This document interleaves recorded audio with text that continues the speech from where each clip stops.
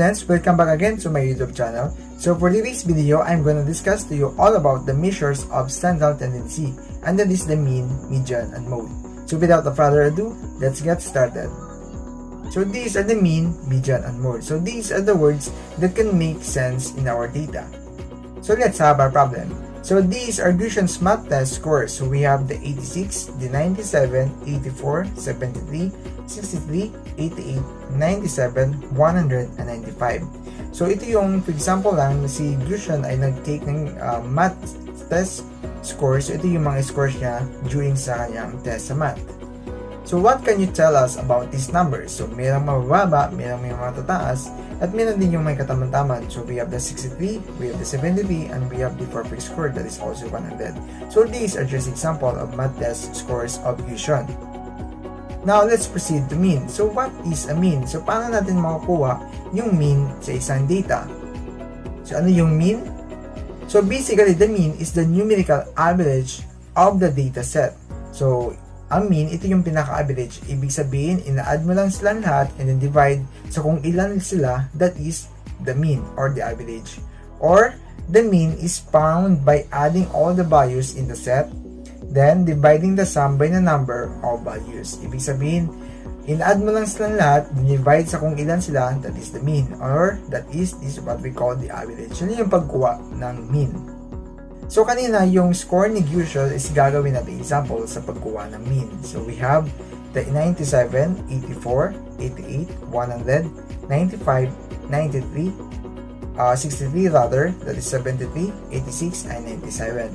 So hanapin natin yung mean ng score ni Gaussian. So paano makuha? You just add all the values, i-add nyo muna silang lahat, that is equivalent to 783. And then, ano lang next na step? That is, i-divide mo kung sa ilang numbers ang meron doon. That is, very good, 9. And then, so that is 783 divided by 9, that is equal to 87.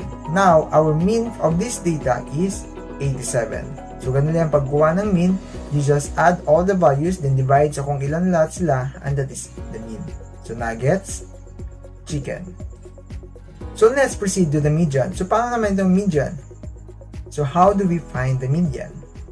So basically, median is the middle of the data. So kung ano yung kalagitnaan ng data, yun na yung mismo yung median. So from the word median or mid, that is the middle or the median.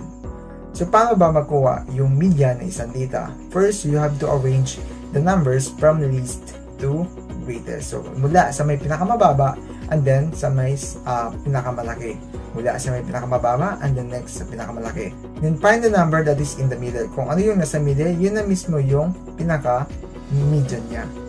So now let's back again to the Gaussian's math test score. So meron tayong 63, 73, 84, 86, 88, 95, 97, 97, or 100. So napapansin nyo, naka-arrange na siya from least to greatest para mas lalo nating malalaman yung pinaka-median niya. So always take note, bago makuha yung median, i-arrange muna from least to greatest para hindi kayo mahirapan sa pagkuha ng median. The question is, find the number that is in the middle of this data. So ano ba yung middle dito? That is, very good, that is 88. So bakit naging 88? Half the numbers are less than the median and then half the numbers are greater than the median. Ibig sabihin sa 88, meron siyang 4 doon and then sa 88, meron siyang 4 greater than sa 88. So that is, ang median natin is 88. Paano naman sir kapag hindi eksakto yung sa gitna, sa left side niya, tsaka yung sa right side niya? So paano yun sir? So before that, yung median is sounds like a medium. So meron tayong, so for example sa t-shirt, we have the small, medium, and large. So yung kalagitnaan is yung medium. So always take note, yung median is yung medium. That is the middle. So how do we find the median when two numbers ay in the middle? So paano yan? So kapag yung dalawang numbers is yung nasa kalagitnaan. So paano makuha yung median? So first, add the two numbers. Add mo yung dalawang numbers and then i-divide mo sa dalawa. And that is the median. So let's have an example. We have the 63, 73, 84, 88, 95, 97, and then 97. So there are two numbers in the middle. So napapansin nyo, mayroong dalawang numbers na nasa middle. So, hindi natin mahanap yung middle. Actually, madali lang siya. So, yung dalawang numbers na sa kalagitnaan niya, ang gagawin mo ay i-add mo lang. So, for example, we have the 88 and the 95. So, 88 plus 95 is equal to, very good, that is 83. And then, 83 divided by 2, that is equal to, yes, exactly, the median is 91.5. Gets nyo na tungkol sa median? Chicken nuggets. Now, let's proceed to mode. What do you mean by mode? So, how do we find the mode? So, mode is the piece of the data that is most frequently occur. So, ano yung umulit na number that is usually the mode. So, ano yung ulit na number na nakita nyo sa data, yun na mismo yung mode. So, a set of data can have one mode, and then we have the more than one mode, and then we have the no mode. So, walang mode. So, sa isang data, maaring walang mode, maaring meron din. So, let's have an example.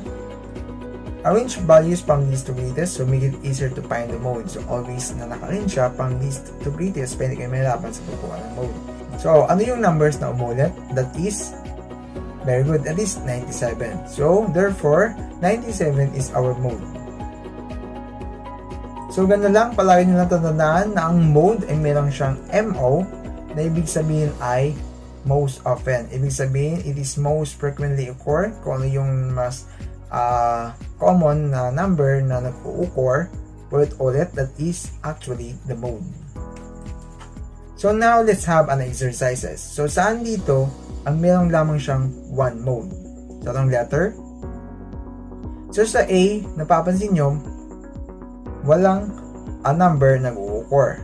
So letter B, merong dalawang number na nag-occur, that is 7 and then 18.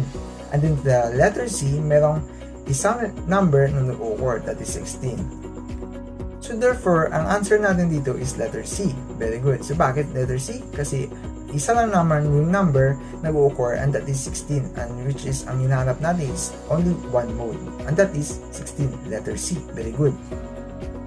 Paano naman sir kapag ganito, hanapin natin yung walang mode? So actually, hanapin mo yung number na hindi nag-occur, hindi umulit sa mismong number niya itself. So ano yung mode na iyon? So the answer here is letter A. Very good. So, kasi sa letter B, merong 7 tsaka 18. So ibig sabihin, occur yung dalawa, and that is also the what we call the bimodal kasi dalawa. And then we have the 12, tatlo. So the answer is letter A.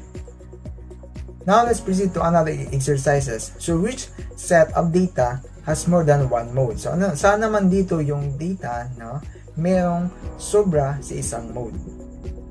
And that is letter C. Very good. Kasi may dalawang number na occur. That is 7 and then 18. So ang tawag natin dyan is bimodal.